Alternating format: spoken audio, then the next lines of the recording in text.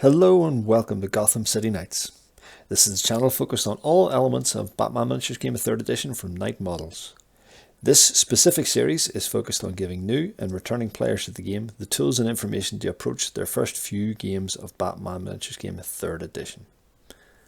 I'm Kaiwas and let's dive into this video's topic. So you're ready to rough up your opponent with your brass knuckles or your paired katanas that you're wielding?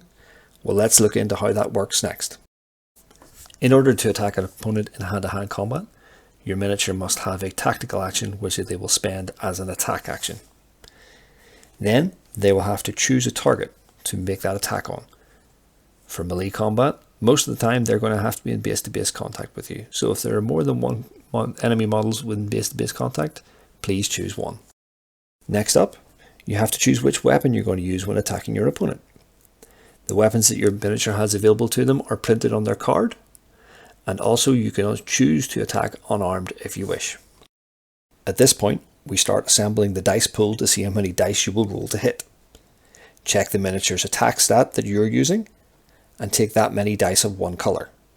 Then add a strength dice of a different colour to the pool.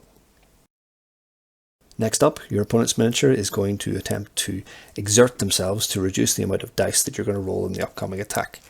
These are called defensive efforts. For every effort that the opponent's miniature performs, they will remove one dice from the attack pool, potentially reducing the amount of damage you can do. However, there is a cost to this. For every effort the miniature performs, it's going to cost them 1 stun damage against their willpower. Generally speaking, most miniatures can only effort up to 3 times and can never exceed their willpower limit with efforts.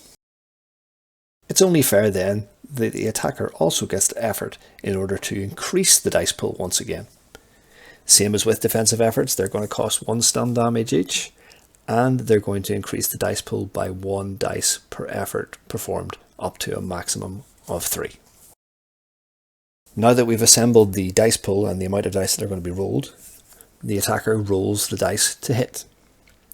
For all of the normal attack dice that they have rolled of the normal colour, they are seeking a target of the defender's defense stat in order to be a successful hit. For the different coloured strength die that you included in the roll, the strength die's target is printed on the miniature's card.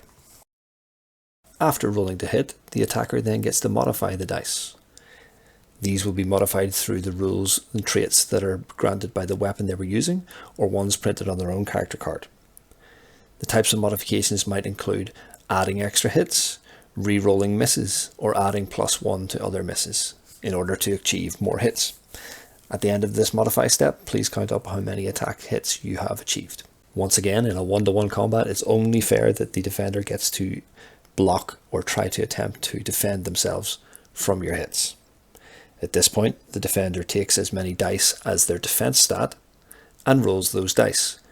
A successful block will be on a dice result which is equal to or higher than the opponent's attack rating. Again, just as before, with the defensive roll, there is an opportunity to modify these dice through traits on the character card and your weapons. Now we can calculate how many successful hits were performed during this attack.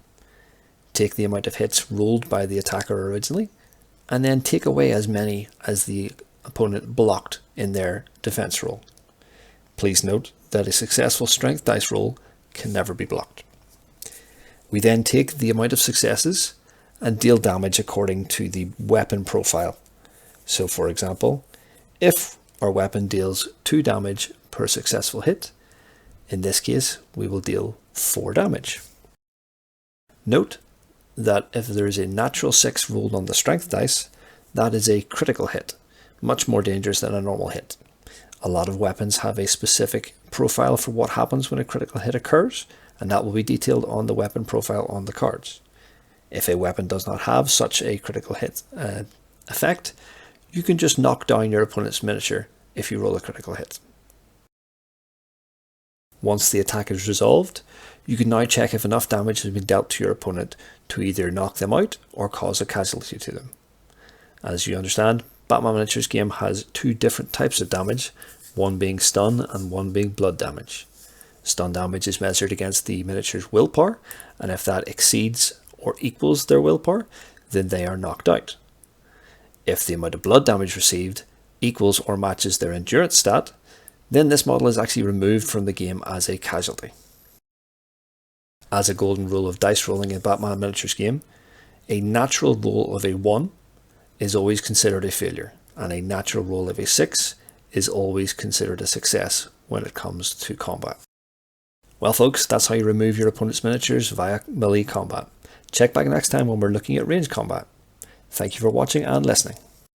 All that's left to say is thank you for watching this short video. If you have any questions, please leave a comment down below. Keep watching the series to learn about all the elements of Batman Miniatures Game 3rd Edition. And if you have friends interested in the game, please consider sharing this series to them. If you want to see us put all this into action, check out our Battle Report series, where we usually post a battle report between myself and my colleague Salandra once every 2 weeks.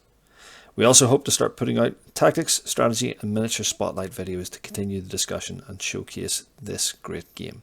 Don't forget to like and subscribe to keep up with our content, and we'll see you next time.